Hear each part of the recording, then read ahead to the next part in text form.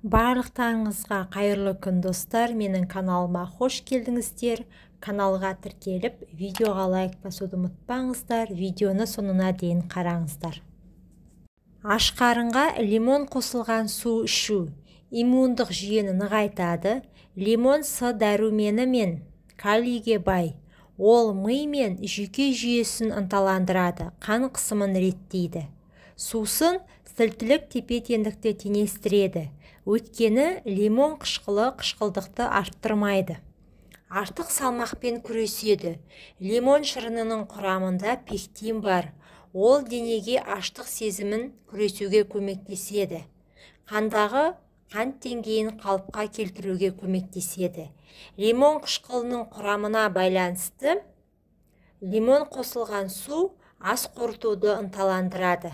Бауыр басқа тағамдарға қарағанда лимон, лайм суынан көбірек ферменттер шығарады. Теріні тазартады.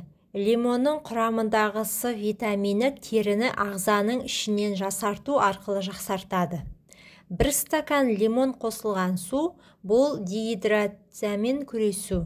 Таңертең барлық жүйелер дұрыс жұмыс істей бастайды.